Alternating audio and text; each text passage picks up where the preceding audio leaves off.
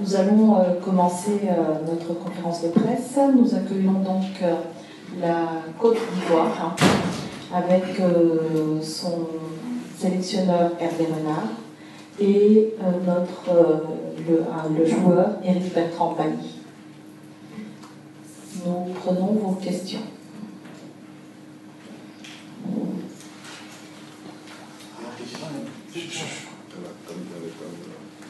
Oui, Hervé Conneau, l'équipe. Bon, Hervé, je voulais savoir un petit peu comment tu as abordé ce rendez-vous. Est-ce que tu en voyant le premier match, c'est une petite déception par rapport au résultat et la manière? Surtout déçu de la manière de la première mi-temps. Ensuite, plutôt satisfait de la réaction à 10 contre 11 et de l'égalisation. Je pense qu'on a marqué certainement un des plus beaux buts de la compétition jusqu'à présent. Il y avait la place de gagner également, même à 10 contre 11, mais finalement le résultat n'est pas celui qu'on escomptait, mais on s'en contentera et ça sera à nous d'aller chercher le reste. Oui, prochaine question. Merci. Guillaume Aoutou, Soir Info Côte d'Ivoire. Coach, justement, on parlait d'aller chercher le point face au Mali. Quand on a vu de ce match que le Mali a livré contre le Cap-Pro, est-ce que vous avez pensé que l'équipe que vous avez a les armes et les arguments pour aller donc chercher ce point-là face au Mali? Bien sûr qu'on a les armes pour pouvoir contrarier cette équipe du Mali. Vous savez, dans une compétition comme la Coupe d'Afrique, il y a parfois des équipes qui démarrent très bien, à un rythme très soutenu, et puis le deuxième match, les choses changent légèrement. Vous pouvez prendre l'exemple sur le Gabon. Donc il faut rester serein. De toute façon, quand on affronte un double demi-finaliste des deux dernières éditions, on sait à quoi s'en tenir. On affronte une des meilleures équipes du continent avec son capitaine emblématique. Donc voilà, on sait à quoi s'en tenir, mais je pense que c'est mieux pour la Côte d'Ivoire d'avoir un adversaire de ce calibre plutôt qu'un nombre un petit peu moins important. Ici devant. Ici devant. L'équipe, oui, l'expansion. Coach, quand vous perdez un joueur latent de Gervinho, d'abord, après le match, qu'est-ce que vous êtes dit avec le joueur et comment comptez-vous composer une attaque sans Gervinho en ce moment?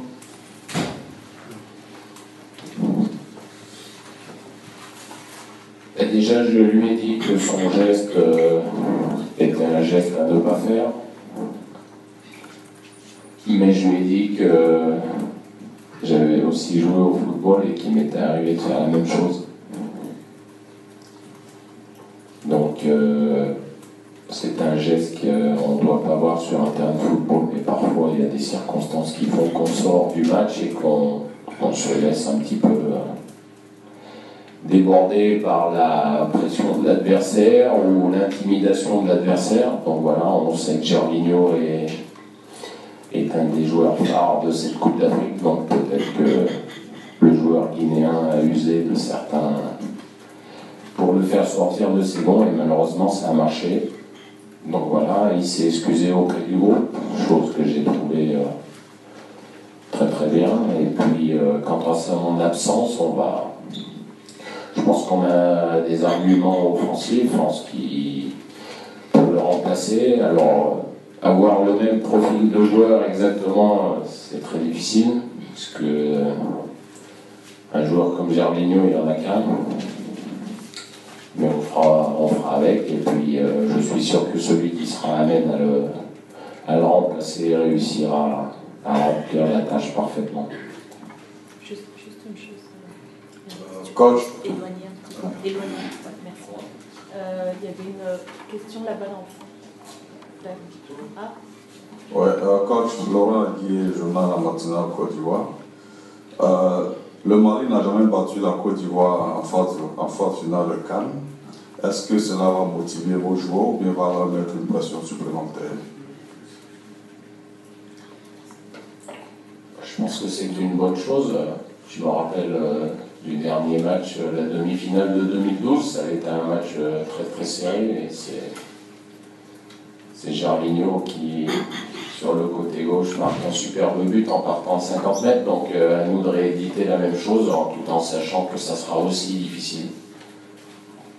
Donc, non mais c'est des matchs intéressants, on est dans une poule où le reste de notre programme est très très chargé, puisque le Mali demain et le Cameroun pour terminer, donc, mais c'est bien, on va pouvoir au moins savoir si on est capable de rejoindre les quarts de finale et si surtout on mérite de se qualifier pour les quarts de finale.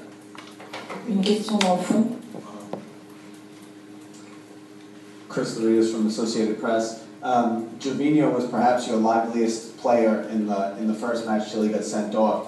What changes do you plan for the next match to try to keep up the intensity without him on the field? Yes, like I said in French, we can't have a player like Gervinho because there is only one Gervinho in Ivory Coast and maybe in the competition. But we have a lot of talents like Seydou Doumbia, Junior Tallo, Max Gradel, Lassina Traoré. Donc on a des armes offensives qui sont... sorry. We have some other players, but I'm sure the one will play to replace Gervinho will do a good game. J'ai pas besoin de traduire parce que c'était la même question. Tout à l'heure en français. Devant. Coach Nassé Keita, aujourd'hui Côte d'Ivoire, quel est l'état de santé de votre capitaine Yaya Touré? Et puis pour ce match de demain, est-ce que vous pensez donner une chance à Rocha Salé qui a été le meilleur joueur de la Côte d'Ivoire? Championnat de Côte d'Ivoire justement. En ce qui concerne Yaya, il n'y a pas de problème, il s'est bien entraîné. Juste avant le premier match, c'est vrai qu'il y avait eu quelques alertes. Donc, on n'a pas vu le meilleur Yaya Touré qu'on puisse voir contre la Guinée. Donc, maintenant, c'est à lui de porter l'équipe à bout de bras. Il a un brassard de capitaine. Il a une charge sur les épaules d'emmener ses coéquipiers avec lui et c'est à lui de montrer l'exemple et de faire beaucoup mieux que ce qu'il a fait lors du premier match. Concernant Roger Assalé, c'est vrai que ça a été certainement le meilleur joueur du championnat ivoirien, mais lorsqu'on arrive dans une équipe comme la Côte d'Ivoire, les choses changent. Donc il faut qu'il s'adapte au niveau, qui s'est élevé un petit peu, et il faut qu'il soit un petit peu moins timide. Mais ça viendra avec le temps. Cette Coupe d'Afrique pour les jeunes joueurs comme Roger ou même comme Eric, qui a 20 ans seulement, c'est une fantastique expérience et ça leur servira pour le futur. Maintenant, si on est capable d'utiliser les qualités de Roger dans un match, ben, on ne va pas s'en priver, puisqu'il a aussi un profil qui peut ressembler un petit peu à Gervinho, donc on sait qu'on a des arguments. Une question ici, et puis après au milieu là-bas. Soyez demandé, Abidjan Sport. Bonjour. Bonjour.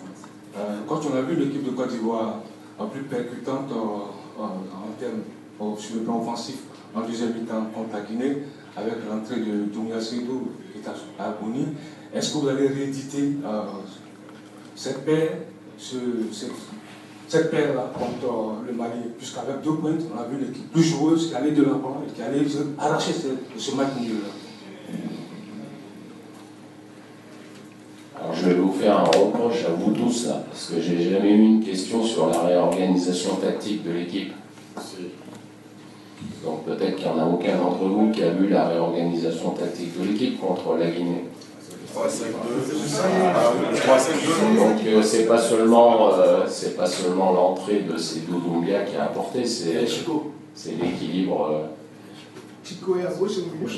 Ça nous a permis d'avoir, et bien sûr, c'est nous, on le connaît, c'est quelqu'un qui, lorsqu'il se retrouve dans la surface de réparation, est intraitable. Donc, il est fort probable qu'il soit associé à Wilfried Benny pour démarrer ce match. Je vous rappelle que nous avons aussi Eric Bailly qui est ici, que je vous demande de poser des questions. Non, il y a un ordre de questions, s'il vous plaît. Oui. Oui, là-bas. Moi oui. Moi, c'est Adoumel. Non, dans le fond là-bas. Merci. Greta, can you please take the microphone? No, not this one. Here. So you can have just one microphone. Ok. Michael Fazerafi, justement, Eric, qu'est-ce que ça vous fait à 20 ans d'être, propulsé titulaire au sein de cette équipe de Côte d'Ivoire, surtout à la veille d'un match contre le Mali? Et si juste Hervé, vous pouvez nous parler de la manière dont Eric gère cette première grande compétition, voilà, ce serait gentil, merci. Commence pas. C'est moi. Bon, d'abord.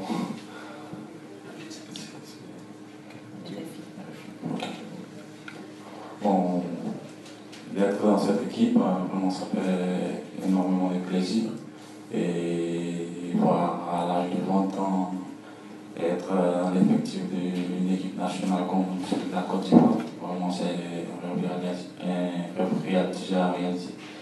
Et je pense que c'est par le travail et l'humilité aussi qui fait que moi, je suis rentré dans ces rythmes de cette équipe, avec l'un des plus grands joueurs sur le territoire africain et européen. Et je joue aussi avec cette équipe, donc ça fait énormément de plaisir.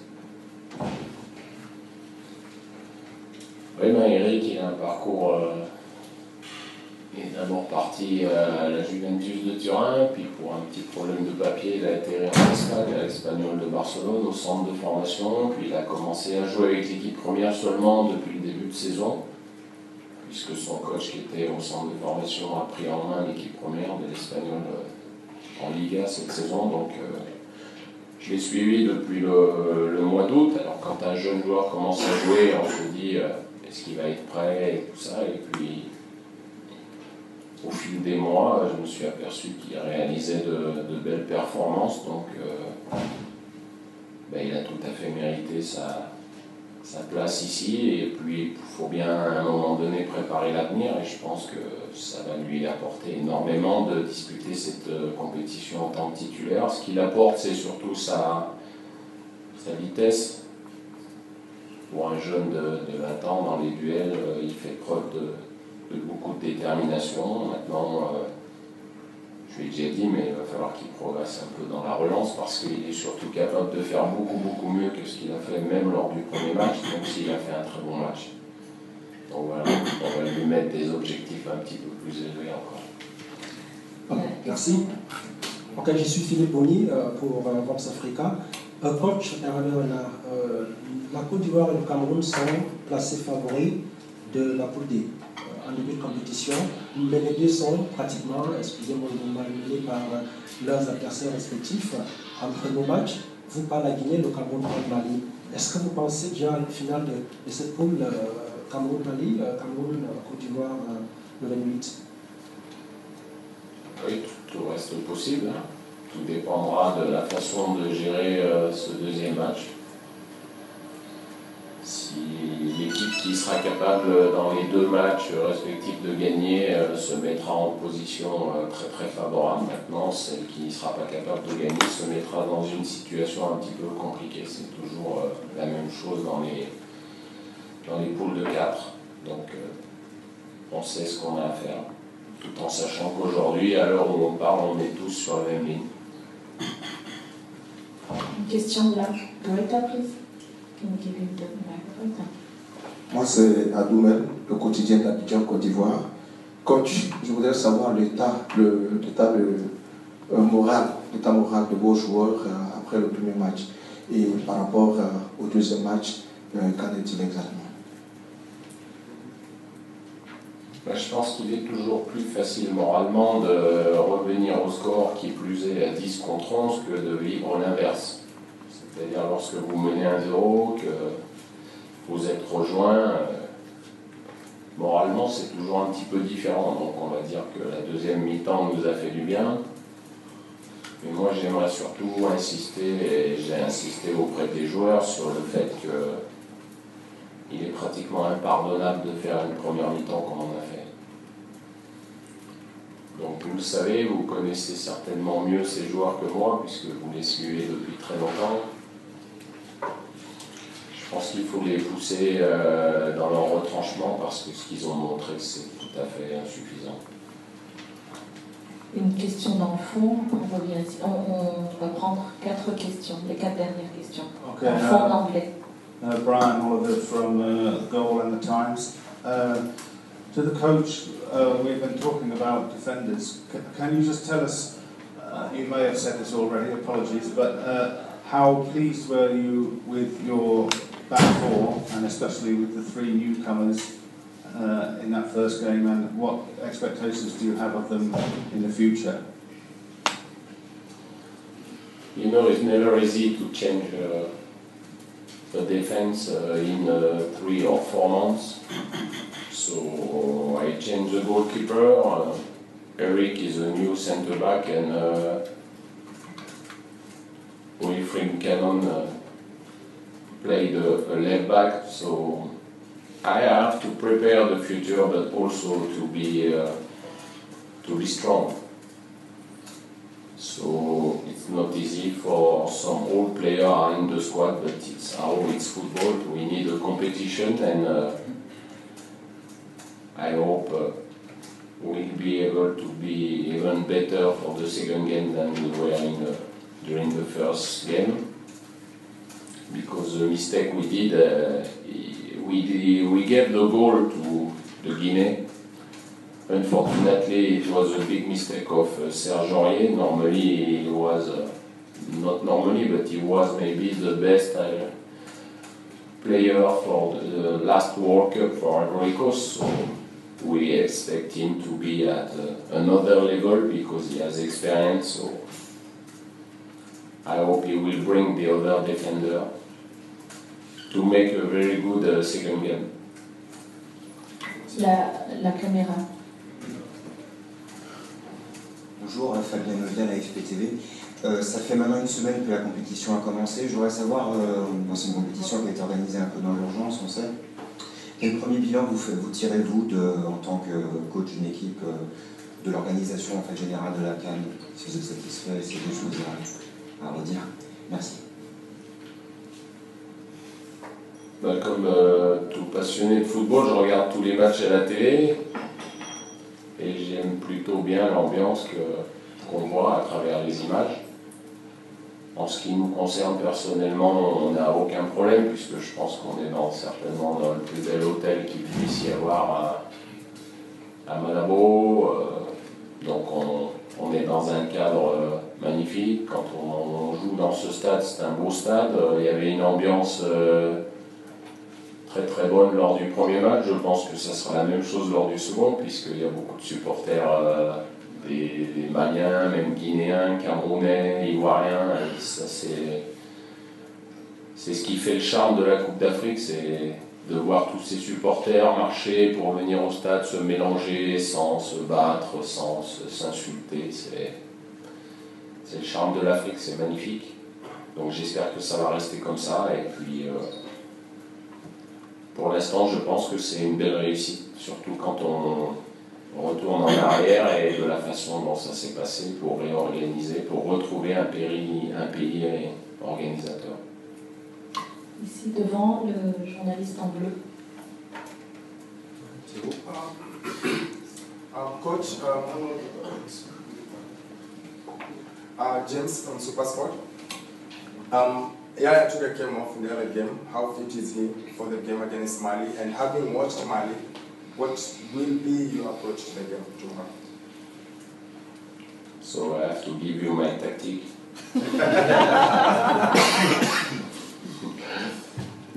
think Yaya Touré was a bit tired at the end of the game, so it was better for him to went out. But it's a big competitor, so he will be ready for the second game. You know, like I said in French before, he has a big responsibility now.